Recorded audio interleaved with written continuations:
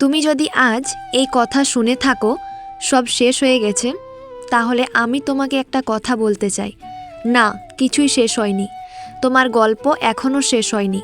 তুমি ক্লান্ত, তুমি ভেঙে পড়েছ, তুমি হয়তো নিজের ওপরই বিশ্বাস হারিয়ে ফেলেছ। কিন্তু শোনো, গল্প শেষ হয় না শুধু এই কারণ যে আজকের অধ্যায়টা কষ্টের। নাম্বার 1, এই পৃথিবীতে সবচেয়ে সহজ কাজ কি জানো? কাউকে বিচার করা, কাউকে ছোট করা, কাউকে বলা এটা তোমার দ্বারা হবে না। তুমি হয়তো এই কথাগুলো বহুবার শুনেছ। তুমি খুব আবেগী, তুমি বেশি ভাবো, তুমি বেশি ভালো, তুমি খুব দুর্বল। কিন্তু কেউ কখনো বলেনি এই ভালো থাকার ক্ষমতায় একদিন তোমাকে আলাদা বানাবে। যারা তোমাকে অবহেলা করেছে, তোমার কষ্টকে যারা গুরুত্ব দেয়নি, তারা শুধু একটা অধ্যায় দেখেছে, পুরো বইটা পড়েনি কিন্তু। নাম্বার 2, ভেঙে পড়া মানেই শেষ নয়। ভেঙে পড়া মানে শেষ নয়। ভেঙে পড়া মানে নতুন করে গড়ে ওঠার সুযোগ। তুমি জানো না, ভাঙা কাঁচ দিয়েই সবচেয়ে সুন্দর মোজাইক তৈরি করা হয়। আজ যদি তুমি কাঁদো, তার মানে এই না যে তুমি দুর্বল, তার মানে তুমি অনুভব করতে পারো।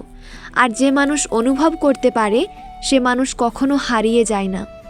নাম্বার 3, তুমি যে কষ্ট পেয়েছো সেটা বৃথা যাবে না। এই কথা মনে রেখো, কোনো কষ্টই বৃথা যায় না, কোনো অপমানই নিষ্ফল হয় না, কোনো অশ্রুই অর্থহীন নয়।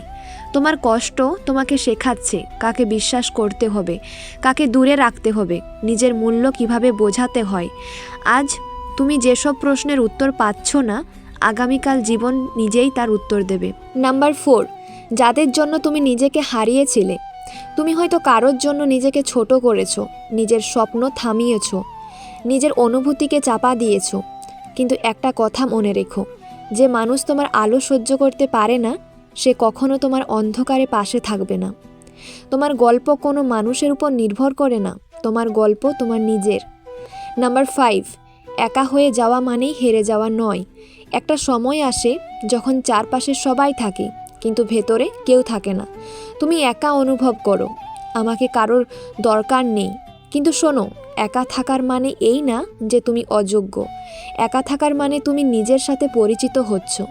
একা মানুষই সবচেয়ে শক্ত মানুষ হয়। নাম্বার 6, তোমার নীরবতা একটা প্রস্তুতি। তুমি এখন চুপ, তুমি এখন কম কথা বলো, বেশি সহ্য করো।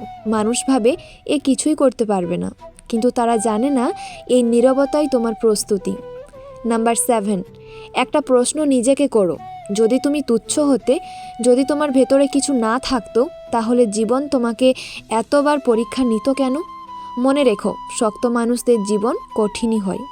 নাম্বার 8, অনেকে ভাবে 20 পার হলে দেরি, 25 পার হলে শেষ, 30 পার হলে সব শেষ। কিন্তু সত্যিটা জানো, জীবন তখনই শুরু হয় যখন তুমি নিজেকে বেছে নাও। তুমি আজ যেখানেই থাকো, সেখান থেকেই শুরু করো।